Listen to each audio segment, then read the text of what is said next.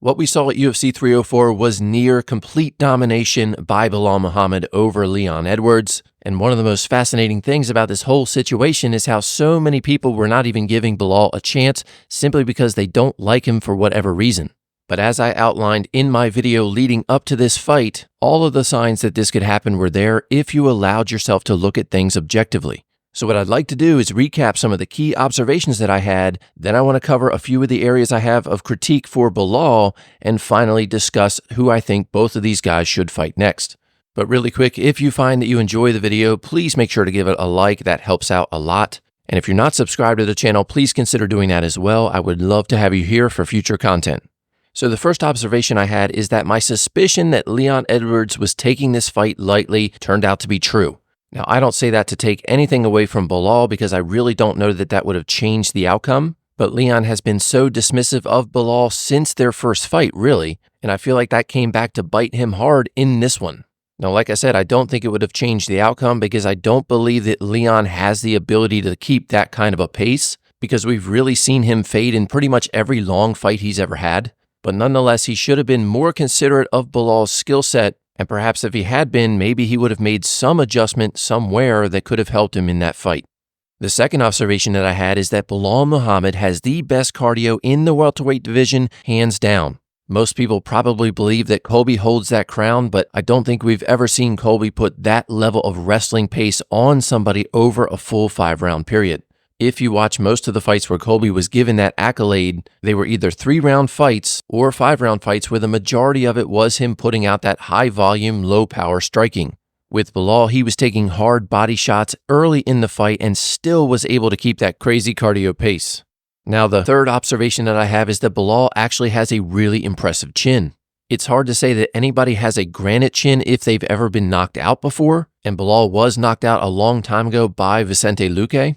But since that time, he has taken a lot of hard shots in his various fights. And whereas a lot of people can get timid after they have been knocked out, I don't see any of that tendency with Belal, and he's willing to walk right into the fire. And one of the benefits that has given him, which is another observation of mine, is that Belal's striking really has come a long way. He was talking about this in the lead up to the fight, and a lot of people were laughing at him because of that comparison to Canelo. But that almost worked in his favor because he became more of a joke, whereas without that situation, perhaps he would have been taken more seriously. In this fight, he landed significantly more strikes on Leon than Leon landed on him, and he was repeatedly getting shots through Leon's defense, and the only unfortunate thing for him is that his shots do not carry a lot of power.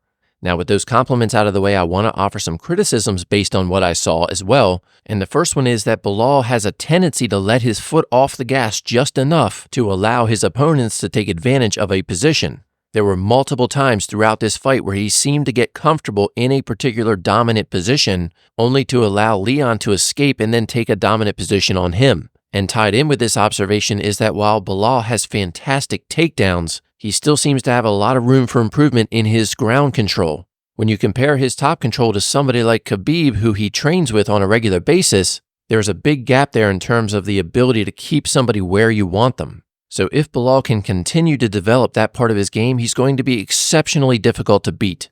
So with all that said, now let's talk about who both Leon and Belal should be fighting next. I am going to be doing a dedicated video on all the fights I think should be made after UFC 304, so be on the lookout for that. But starting with the new champion Belal, I think the only real fight that makes sense for him at this point is Shavkat. I just don't feel like Usman has been active enough or done enough in the welterweight division to deserve another title shot after 2 back-to-back title losses. So I'd really like to see him get another fight first before he fights again for the title. But when you look at Shavkat, he's on a very long winning streak, much like Belal, so you will have that storyline. He's also a crazy finisher with pretty much a perfect record, and I feel like there would be some excitement for that fight. Now, before this matchup, my preference for Shavkat was to fight Ian Gary because I wanted to see him shut Ian up. But I think with the way that things worked out, the actual fight now for Ian Gary is going to be Leon Edwards.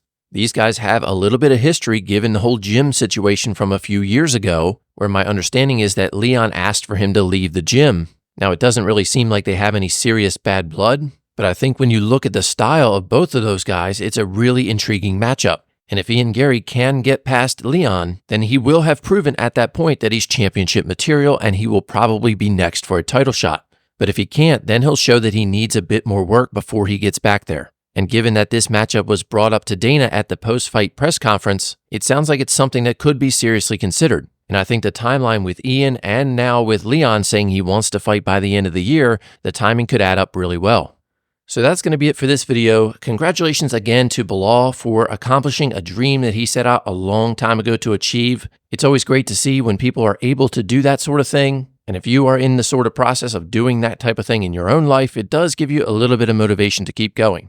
And before you go, let me know down in the comments, what did you think about the fight and what did you think about his performance? Was there anything at all that surprised you? And are you happy to have him now as the champion of the division?